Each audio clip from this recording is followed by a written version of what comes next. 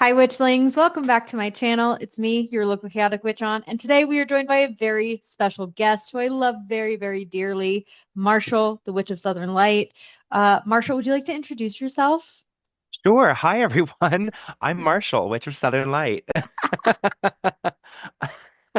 I'm uh I'm a queer Texas-based witch, and I have a new book out that I'm really Yes, excited to talk about, The Diary of an American Witch. I adore it. I love it. Thank I'm just you. going to launch right into it. What encouraged you to start writing The Diary of an American Witch?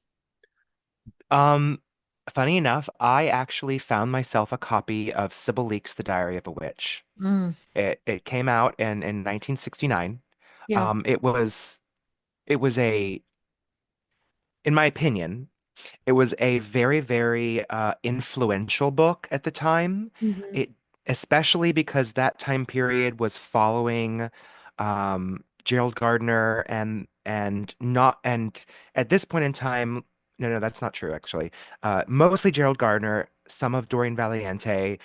Those were kind of the big movers and shakers who had material out. Hmm. But when Sybil Leek came out with her diary, well, her memoir, I should say, more specifically, and this is where it starts getting into my book. She was not tied to them. She Hmm. wasn't tied to the practice of coven-based Hmm. Wicca. So it was a completely different approach. And when Hmm. I read it, I had a lot of thoughts and opinions about it. But the first one that really stood out to me, but it wasn't a diary. It was Yeah. more of a memoir. And while I very much appreciated reading her experiences, there were so many aspects of her practice that I didn't identify with, whether that be location, because Hmm. she was in England when she Yeah. came to America. She really didn't like it very much, which Yeah. honestly, hey, I get it. I get It's it. like I get she it. definitely wouldn't want to come here now. But I wanted to give a perspective of what it was like living 13 months of my life as a Southern American witch, not South Hmm. America, but North America's southern area, Yes. Texas. Yeah. I personally love the book, and I love the ways in which spell work, like your other books, is still heavily woven in, especially following in the footsteps of the Red Mother, of Cunning Words, both of which we've kind of talked about either in like my Patreon book club or on my YouTube page. We've done many interviews Yeah. about that. In what ways do you think that folklore influences your writing, and how does narrative intertwine with your witchcraft? Well, I've always been really inspired by the power of a story. Mm, As an animist, I do believe that everything has spirit yes. and stories have spirit. Yes. And so I'm deeply inspired by that. And many of the historical aspects of folklore that Hmm. a lot of us are have available to us, Yeah. many of them actually don't come directly from the land that we Americans live on. They Hmm. come from Europe, they come from Germany, they come from Hmm. England, they come from Italy. And many of us who are descendants of that diaspora, we kind of cling on to some of those stories. And at the Hmm. same time, as an American person, I don't feel it is right for me to try to connect to indigenous stories because, Mm. again, they're not my stories, but Yeah. they are the stories of this landscape. So Yeah. when I started writing, I wanted to take my own personal experiences and create stories that could be personal, that could be for Hmm. me, but could Hmm. also be for you, could be Yeah. for anyone who read them. It wasn't about lineage or it wasn't about, um, I mean, they're inspired by history, but it wasn't about direct, like this story goes back 2,000 years. It wasn't quite like that because those stories are amazing, but some of those are really harder for different types of people to connect with. Hmm. I wanted witches who read this to feel a connection to the story and be able to pull magic from it. Mm. I thought that was really important because I want these stories to evoke emotion. And through the diary, I actually wrote it alongside the Red Mother, so I had the Oh, opportunity to love. share some of the inspirations for what these stories were, what I was going Hmm. through during the time, or what memory in my own childhood or early adulthood Yeah. inspired me to write the stories the way that I did. Mm. So follow-up question, which isn't, it's a surprise question because I I love a love surprise. my surprise questions. I love them. Firstly, do you have a favorite folk tale or folkloric story? And do you have a favorite story that you've written yourself? Oh, it's like choosing a baby. I know. I'm sorry, I'm hitting the Well, hard questions no, no, no. today. I love hard questions. Honestly, they push boundaries, and I think witchcraft is all about Yes. finding finding new spaces within your boundaries. Um, I think actually one of my favorite folk stories goes, and I'm sure I'm only getting one version because it was written by the Brothers Grimm, the Juniper Tree. Yeah. I think that is actually one of the first Grimm's fairy tale that I read that just made me slightly horrified. Oh, it's a And horrifying story. it's a It's horrifying horrid. story. It's I mean, you get horrible. it's this stepmother gets her own daughter to believe that she decapitated her little brother. I mean, Mm, it's a pretty horrifying story to tell to children, but at the same yeah. time, it was one of those that I mean, like the only Grimm's fairy tales I was exposed to as a child was basically anything that was Disneyfied. Mm, So to yeah. read this directly from a book collection of Grimm's fairy tales that I got at half price books was kind of shocking. Yeah. And it really kind of woke me up to the power of what a fairy tale or a folk tale could be. Now I Mm, do want to make sure I acknowledge the fact that fairy tales and folk tales are not always the same thing, but mm-hmm. sometimes they can be because of Mm, the way the folks have passed them down. And I use that air quotes, the folk, yeah. because everywhere has different folk and different communities. But that story was something that when it finally came to me, it stuck with me. Mm-hmm. Other than that, there is a really wonderful book called The Silver Bullet and Story, Other American Witch Folklore or Witch Folk Stories, I think it was. It Okay. was a Yeah. author who went over to Appalachia to Mm-hmm. interview a lot of these locals who have been there for quite some time, who were immigrants from over in Europe and lots of different places. And so they shared these stories and passed them down. And if you ever read it, it is actually quite difficult to read because Mm-hmm. it's written phonetically. Yeah. It's written so you are reading it to sound exactly as the people were speaking at the time when these were documented. Mm-hmm. And some of these stories clearly have European origins, but I really love the idea of to become a witch. You go to a certain place and you place one hand over your head and the other under your feet and say, all between my two hands are devoted to the devil.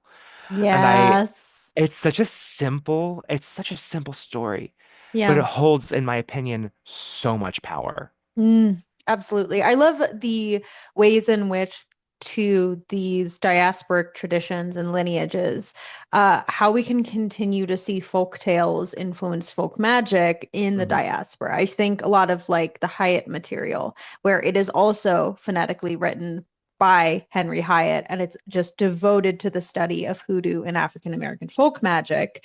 And many of the things in there aren't necessarily spells or ways of doing things. Some of them are stories of like, this is what you do to do certain things.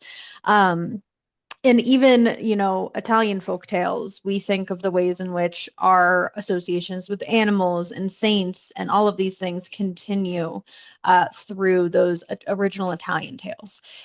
So I absolutely adore it. Yeah. Thank you. Um, And if I did have to choose one of my favorite yes. stories, because I I have know two my in the, favorite. do you? Mhm. Oh, let me tell you mine, and then you tell me yours, and then I'll be curious. I will Yeah. say, because I have two that I really, really connect to in The Red Mother. Hmm. Um, One of them is the opening story, Spirit Contracts 2, which connects to Spirit Hmm. Contracts from Cunning Words, that Yes. continues it. You didn't know that's who it was about when you read it in Cunning Hmm. Words, and now you get the fully fleshed story in the second one. But the concept of she goes and makes a deal with this Crossroadian spirit in the woods in a very kind of in between space in her life of desperation, honestly. And she makes a trade, and you don't find out what the trade is until the very end Hmm. of of the story, and what she gets, her greatest wish, her biggest boon, is her sovereignty. Mm, And it seems so simple, but especially if you're talking about historically, a woman's sovereignty was not a given. yeah. And I think that actually kind of expands into what my other favorite story is, and that's The Witch and the Madam. It's Hmm. the story of when she goes and works and lives at a brothel.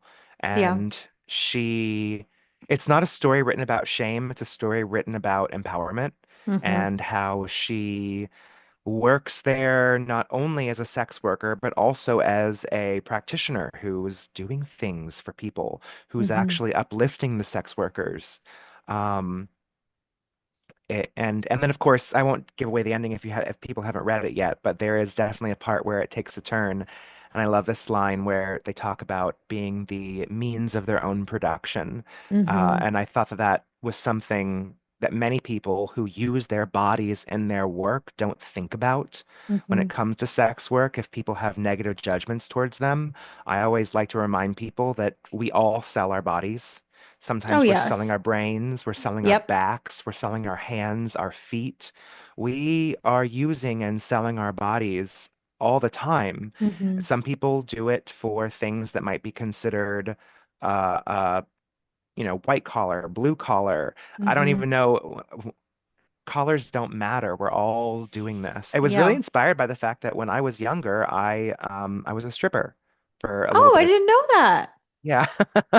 I actually broke my wrist Mm. at a time when I was in my early 20s. I was in a thumb stabilizing cast. I could not do hair for 3 months because that's how long the cast was on. And I Hmm. worked at a local strip joint and in my Nice. hometown.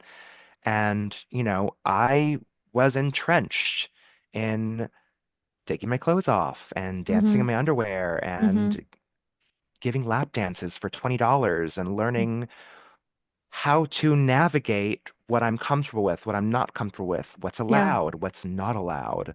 And Hmm. I would watch the way some of these other dancers would,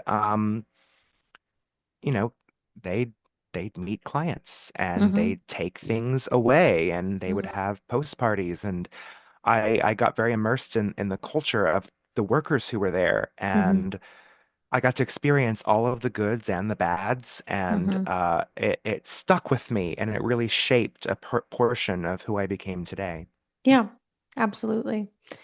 Um, I think my favorite story is the same as yours. The Spirit Contract Yes. one and the Spirit Flight, one of the first stories in Cunning Words Oh, where he flies yes. because it remind anything in reference to Spirit Flight tugs on my heart a little bit, especially around stories of witches of Benevento. So anything in that way, whenever there's something of going to meet a bunch of other witches, I'm like, haha, I do that. Yeah.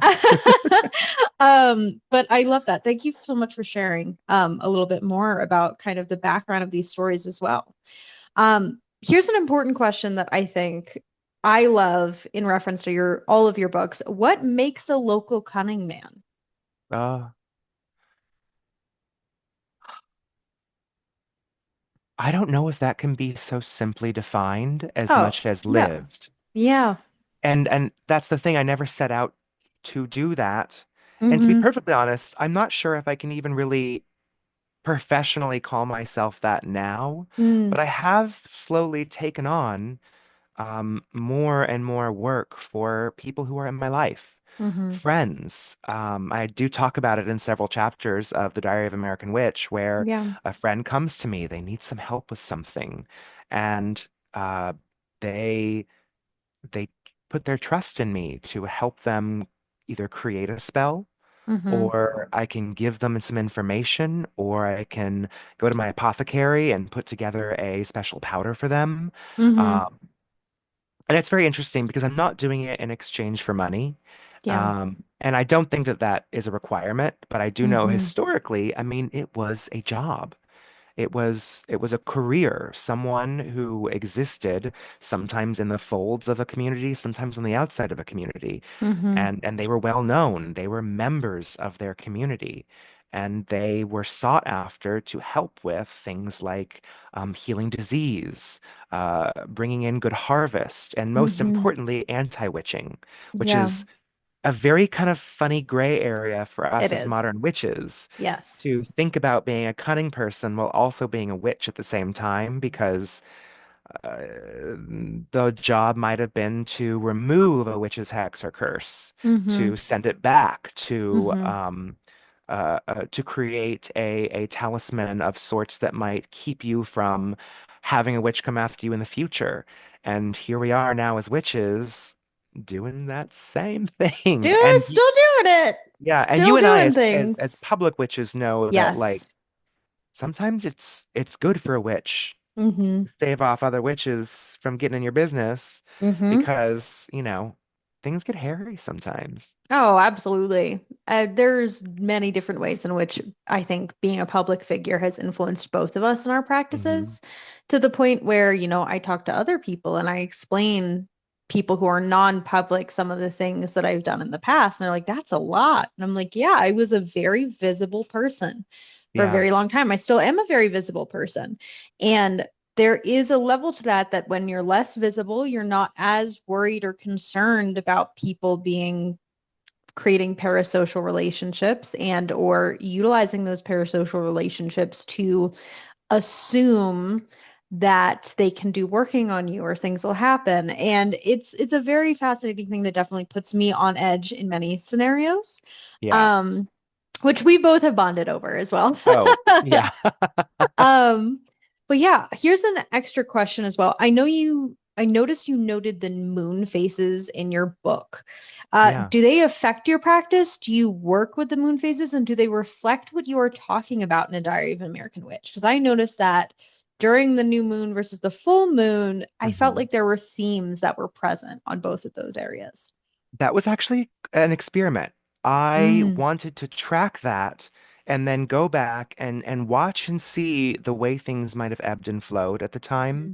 mhm, When I first started writing it, again, I had no idea what was going to come over the next 13 months. mhm, And I had no idea what spells I might be needing to use or what someone else might be asking of me. And so mhm. I put it in there as a way to kind of track and look back later. I Yeah, did notice major ebbs and flows. And yeah, I also wasn't really sure what at the time I was ready to share yet. yeah. And there were definitely things that I had a full moon ritual that I was wondering whether or not I would share, Hmm. and I ended up not doing it because it was a spirit contract that was just us, Yep. and in the end I decided not to share some things, Hmm. and I had to take out a few things afterwards. It sat in my files for a year, just completely untouched because I needed some distance from it. But when I Hmm. went back and read it and saw and was kind of following the moon phases, I wanted to kind of see the way things were introduced versus were flowing out. Hmm. Um, the way certain magics might have corresponded with. Hmm. I have a whole chapter actually an entry where I talk about um, the full moon versus the dark moon versus the new Hmm. moon. And that was Yeah. actually an interesting thing to explore because depending on what resources you're taking in to educate yourself, I get different mixed opinions and I wanted to share mine. And so you almost never really hear me refer to the new moon. You hear me refer to the full moon or the dark moon. Mm. And in my practice, the full moon is a place of ultimate power, of the highest peak, Hmm. a mover and a shaker, a manipulator, a expansive force that amplifies what you're working with when you call upon its name and Yeah. its power. But the dark moon is it's not the opposite. It's it's the time in which you do things in the shadows.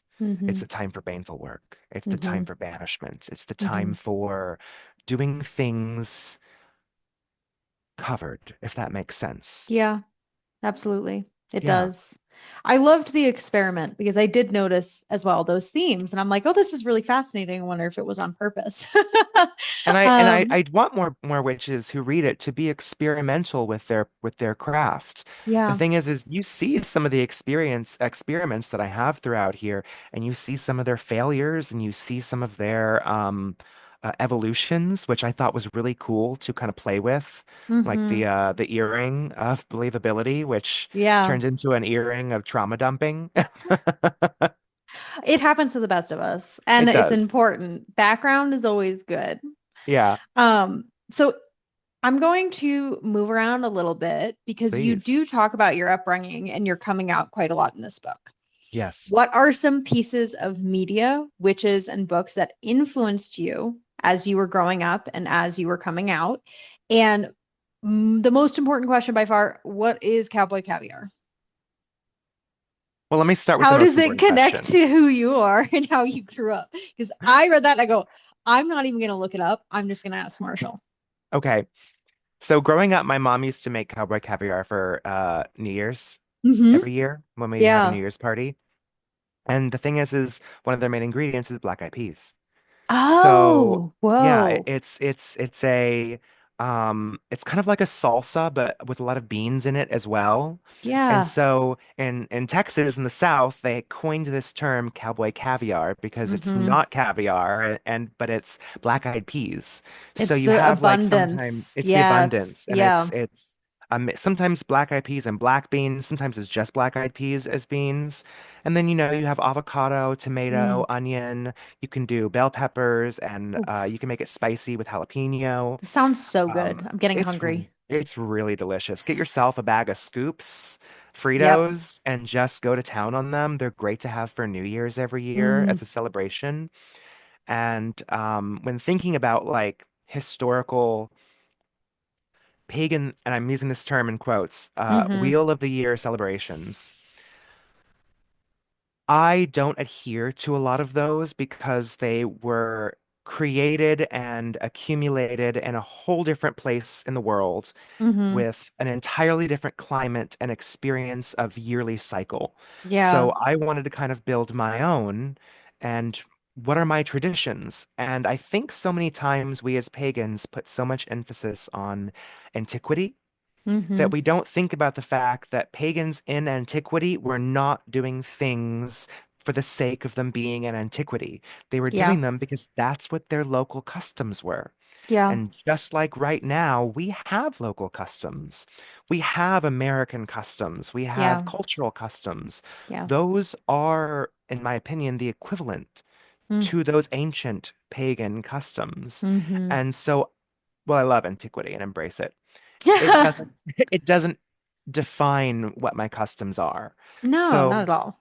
I grew up with my family having cowboy caviar, and now Trader Mm. Joe's has their own little jar of cowboy caviar that you can buy. It's delicious. I need to go to Trader Joe's. It's in the salsa area.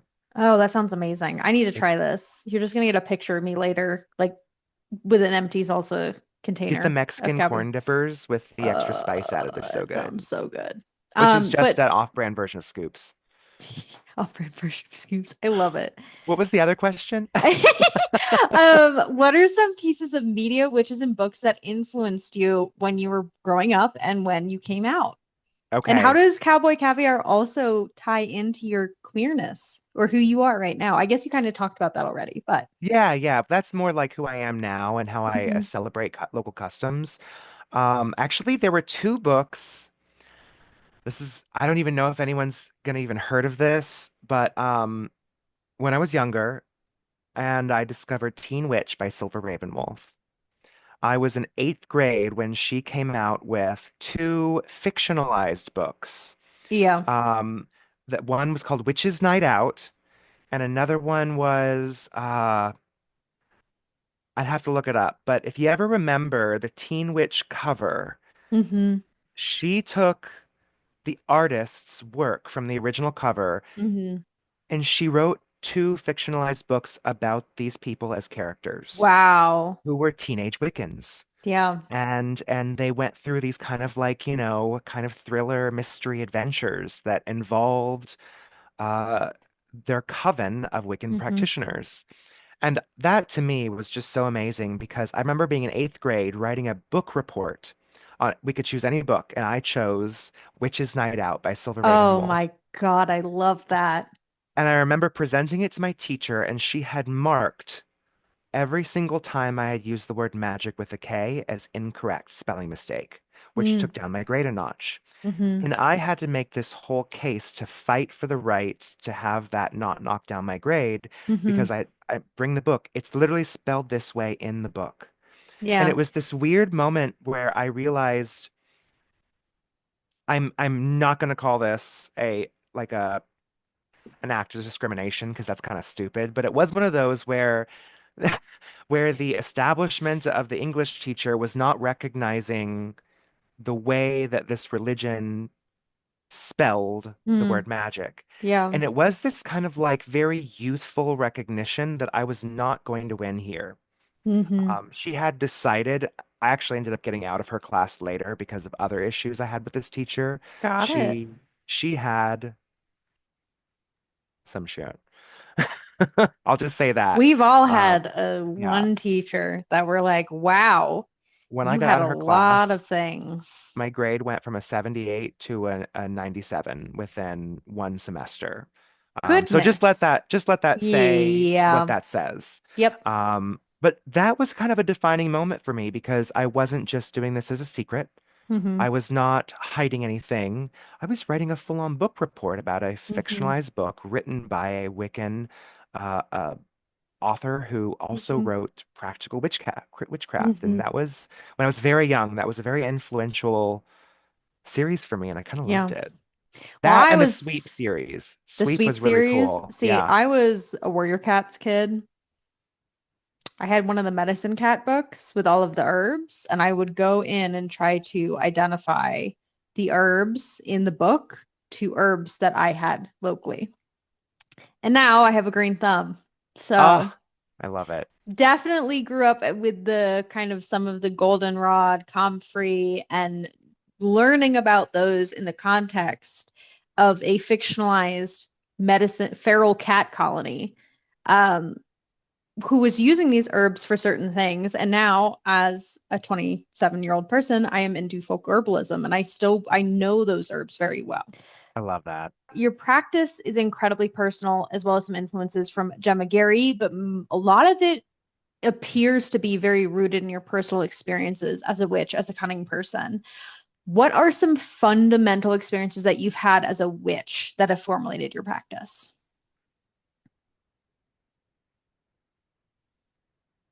I would say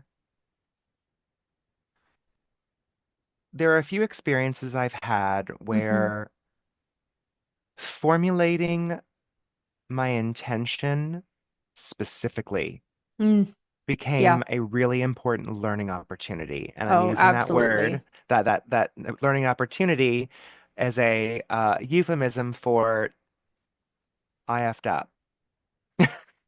Happens to Listen, the best of it us. It happens to the happens best to of the us. best of us. I was young. I had no one guiding me but what these Yeah. books were telling me, and that's even if I could get my hands on some of them. Mm-hmm. What was really big at the time, I remember, was Witchvox online, where people were Mm, sharing so many things that doesn't even exist anymore. And I would say there were some instances where, in fact, I actually do talk about it in one of these books. I was very young. And I remember I had a collection of bullies, I would say, in mm, school. And God, it's so childlike now, looking back and thinking about it. But, someone played a prank on me at my house, and I was dead sure it was this kid that lived down at the end of my street. mm-hmm. And I was dead sure because of proximity. Mm-hmm. And, I decided that I was going to put a curse on him. I was going to hex him. This is a childlike's mind of, I'm so tired of this BS, I'm going to get you for it. I remember going out, there was this field of undeveloped land and kind of forest behind my Mm-hmm. neighborhood. And I would always go out there. There was like this little ravine you could walk to between the houses, and then it was just forest. And I remember going out there, and I remember, putting down the elements on the quadrants around me and standing up on this mound, hands in Hmm. the air, invoking and using a couple pieces that I had seen in several Hmm. of the books that I had gathered, and then twisting it to my own personal desire, which was, um, I mean, it was so long ago. I don't remember what it was I said, but I had some nefarious feelings that I wanted to send his way.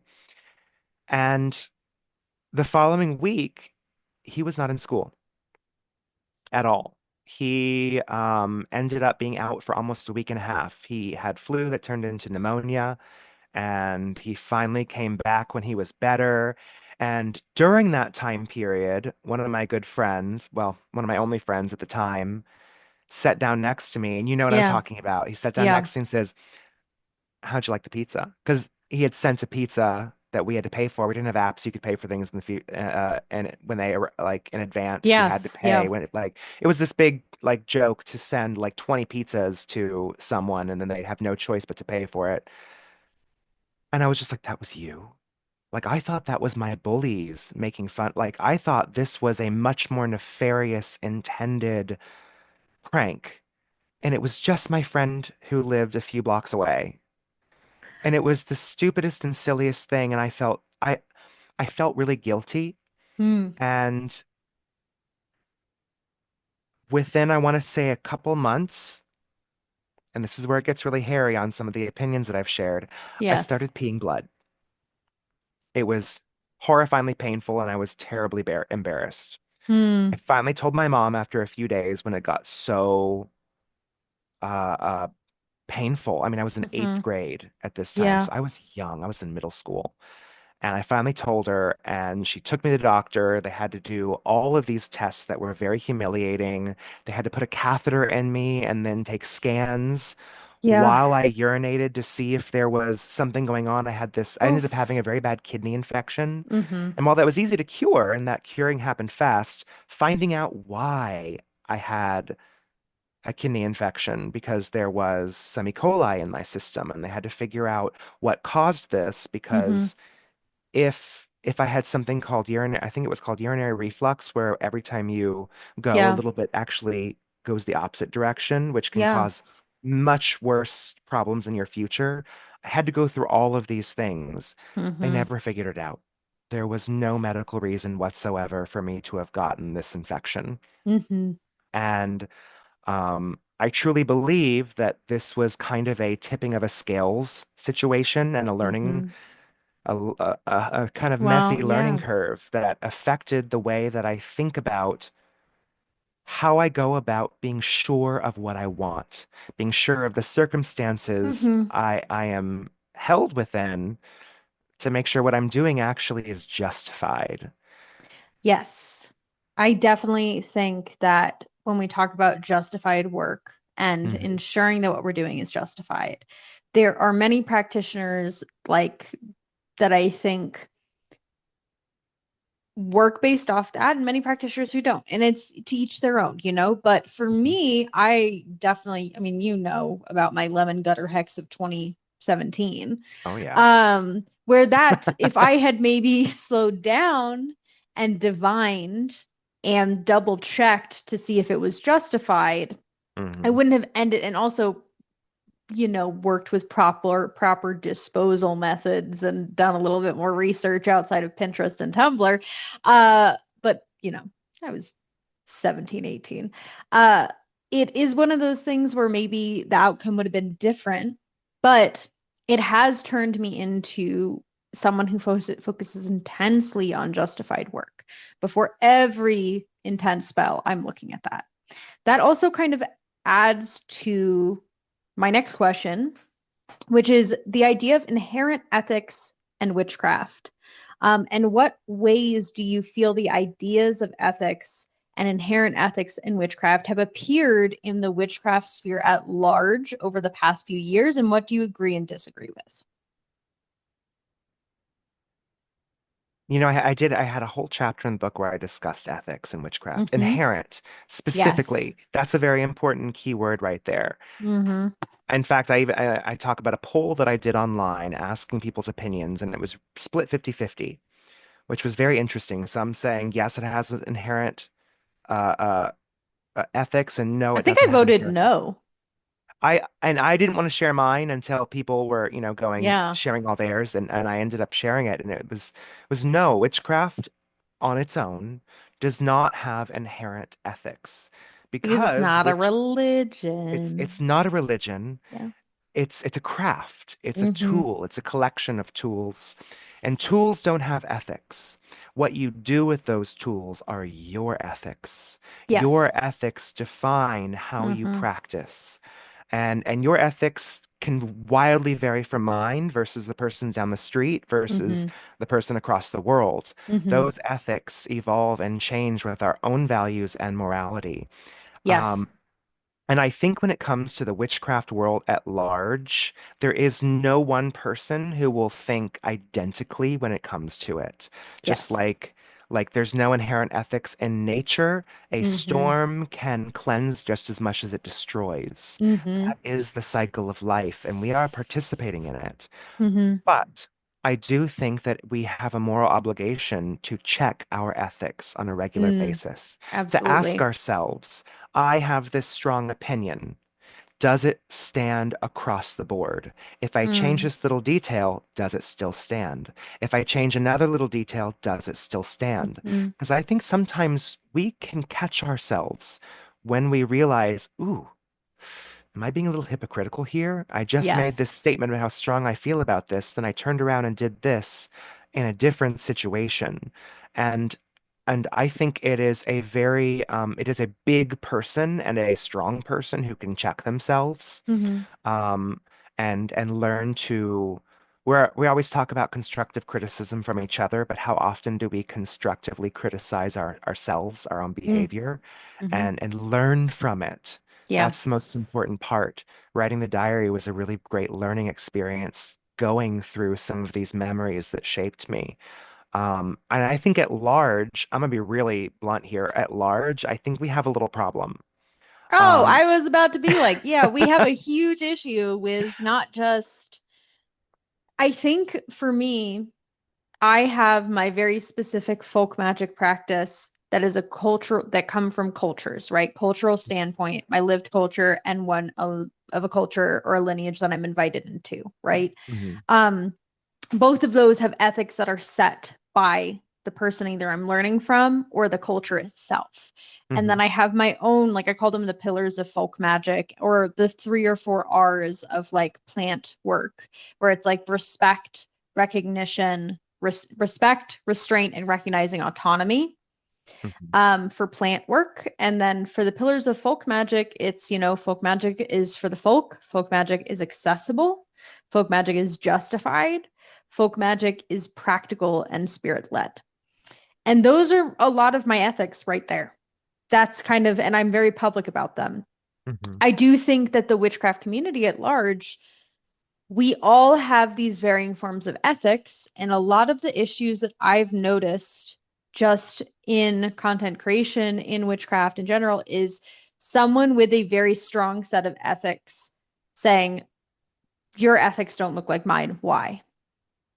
And I think there are some cases where that's very incredibly valid, yeah. but I think of like witchcraft and folk magic are not monoliths. We are not all going to have the same cultural background, the same mentors, teachers, practice, the same approach to everything. And yet, I do think there are certain things, not necessarily ethics, but historical facts around folk magic and witchcraft that when we began to disrespect the actual spirits of our practice, I think that person goes into a dangerous territory.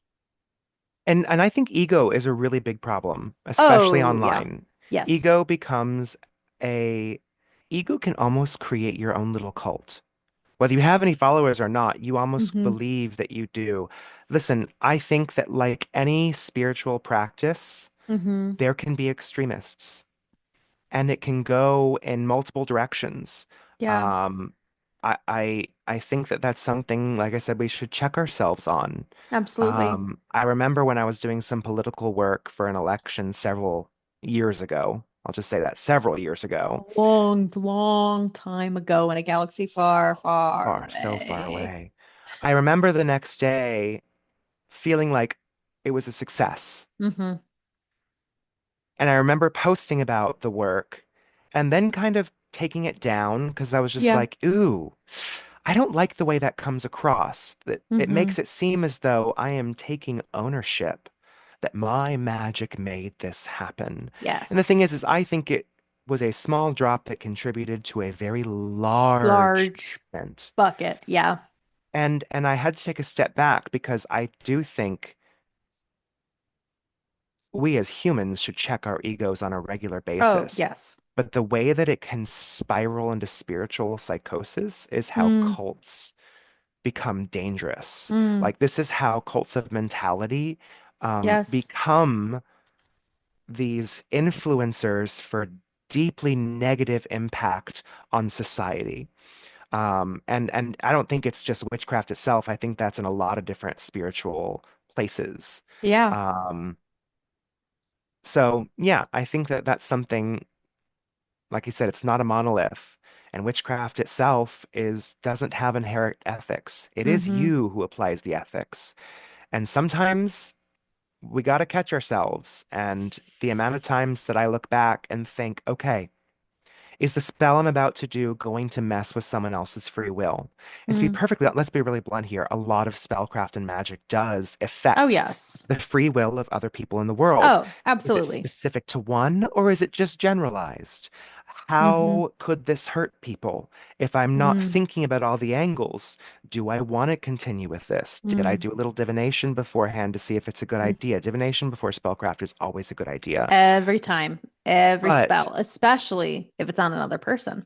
yes, and I really have to stop and think, okay, because this spell might affect the will of others, is the outcome I want as important enough for me to move Mm-hmm. forward with this? Yeah, These are questions we all have to ask ourselves when we're doing witchcraft. It absolutely. is a powerful thing, and it's not something that we just do all willy-nilly, if that makes Mm-hmm. sense. Yeah. I mean, it is, I think this is something that, I talk about a lot with my dear friend, the Death Witch, of like, if Love. maybe more practitioners had slowed down, divined before work, noticed obstacles, noticed maybe something needed to be done beforehand, Mhm. maybe we would have more effective working. So, my rule, and this is something that you can also share if you would like, my rule is 3 months after it's done working. Like I need to it's like if it happens quickly, perfect. If it happens immediately, great. 3 months after that date. Or I wait 3 months for the spell to work. And if it doesn't work, I go back. If it does work, I can share it. But there are many spells that I have done. And this is also part of the reason why, there are so many people online talking about Italian American folk magic right now that share so much cultural knowledge and not like anyone that's I'm in community with, but share so much cultural knowledge and information and spells. And I have kind of stopped doing that primarily because this folk magic, this Italian American folk magic specifically in my practice, a lot of it is not meant to be seen. It was very secret for so long. And it took me I mean, you've known me a very long time. I would say 5, 6 years at this point. Mhm. It has taken me a very, very, very long time to learn to listen to what my spirits are saying, to learn to listen to the spirit of the spell that I'm doing if it wants to be shared, if I can't share it. And now at this point, I mean, I used to have like my ancestors would straight up turn my phone off if I was filming something that I shouldn't be filming.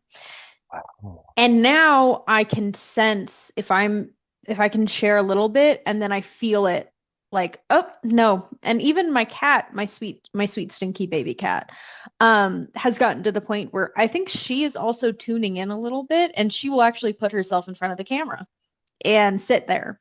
And I go, okay, so this is a no. There are many different ways to pay attention, and I tend to err on the side of not sharing full workings anymore. I may share a picture. I may share a picture 3 months after that working is done. I may share a way a working works. But many things that I do at this point, if unless it's something that I am cultivating for like consumption on the internet, I'm going to cut immense parts out because a lot of Yeah. the work that I do at this point, it's not even really for it like it's for me, but it's also a lot of workings for other people. I'm thinking of the conversation that you had talking about being underestimated. Yeah. Um, and in many ways, we've talked about this a lot. I resonate with this a lot. Is it okay if I share kind of like a snippet of the story of how that came across, the Yes, underestimated absolutely. aspect? Yes. I had a new friend and he had started coming to me to get his hair done. He worked in the same shopping center as me and we were talking about something kind of deep.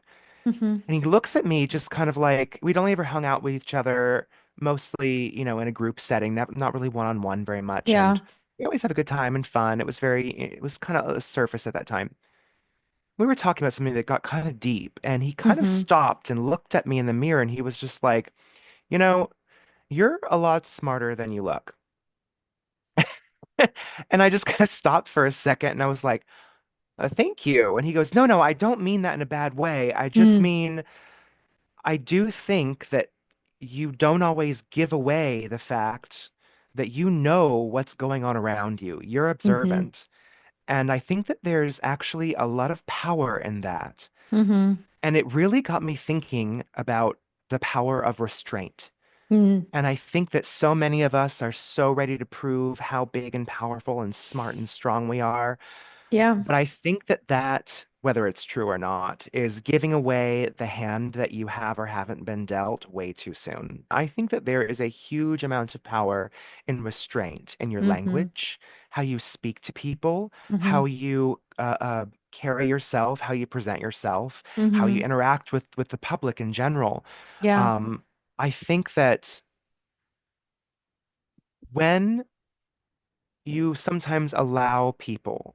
I'm not saying that I want people to underestimate me as much as I do think that there is a power in people not realizing how observant you are, how Hmm. knowledgeable you are, how much research you put in. The Hmm. fact that you can speak in a way that reaches people, because so many people can only speak in their own perspective from their own perspective. Hmm. I think that there is power in that because um, not everything is for everyone. And Hmm. sometimes you have to save pieces of yourself for when it's really important to share it. Hmm. And I do believe that sometimes, especially when you're speaking with someone that you may be having a disagreement with or a disagreement with, Yeah. sometimes letting them speak ends up in two ways. One, they teach you something you didn't know before, and that's Hmm. always a good thing. I would rather be more curious than right all the Hmm. time. And I think that's something I wish a lot more, I would like a lot be around more people who felt that way. Yeah. And so when I learn something new from someone, when I all of a sudden get a perspective shared with me I haven't considered, I Hmm. bring it into my awareness and it starts to shape my opinions. Yeah. Uh, New information should shape our opinions. I think Yes. that's how the world should work. We shouldn't be so dead set in them when we get new information. That's just how we get the Dunning-Kruger effect. Mm. But um, sometimes the other outcome is let them speak Mm. because sometimes they might just hand you the rope you need to hang them with.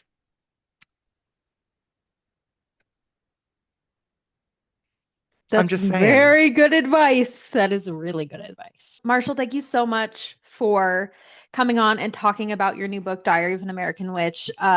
Witchlings, friends, if you haven't read this book, you should. If you haven't read Cunning Words of the Red Mother, you should also read those. I'm a big fan of Marshall's work. I use it quite a lot in my own practice. Is there anything that you would like to end with today, Marshall? You know, I'm turning 40 this year. Mm, And when I started writing this book, I was, I think, 36, turning 37. yeah. And looking back on so many things, I will say one of the greatest experiences that I had was watching myself evolve in real time and Yeah.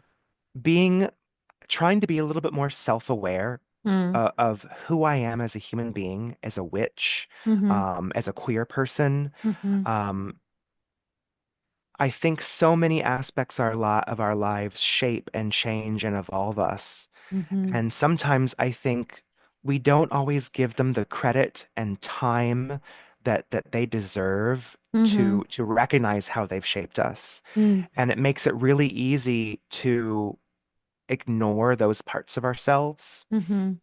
And I don't think we should be ignoring them.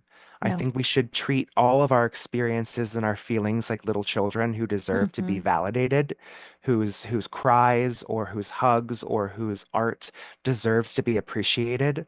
And this book kind of gave me that opportunity to do that for myself and share it with you all. Mm-hmm. And it was a very cathartic experience. I'm So I glad. thank you. I do hope please read it. I did what I usually do with, I know you have, but listener or watchers, Listeners, um, watchers, read the book. read the book. I Read the did write book. it the same way I've written my previous ones with gaps between each Mm-hmm. paragraph, so it makes it much more easier for neurodivergent readers to follow. All the Yeah, I did art, quite like that. thank you. It makes it Yeah. a really fast read too. Yes. Oh yeah. Um, I was like, I breezed. I was like, took me forever to get started because I'm busy, but I I get breezed that. through it. Yeah.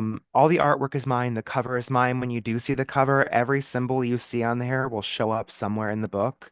I am a self-published small artist, so please support me. Mm, It makes the biggest difference to me to know that you've enjoyed it if you did. hmm. Please leave a review on Goodreads, on Yes. Amazon, Yes. especially as a self-published author. Those reviews convince people that my independently published book is worth purchasing. Hmm. It makes a huge difference if you have any kind words to say. If you didn't like it, you don't have to write a review. That's fine. Don't worry about it. If you didn't like it, silence. Silence. And Silence. lastly, definitely, as I said before, be curious. Mm, It is such a privilege to be more curious than insisting on being right because we learn hmm. so much more about the world and each other.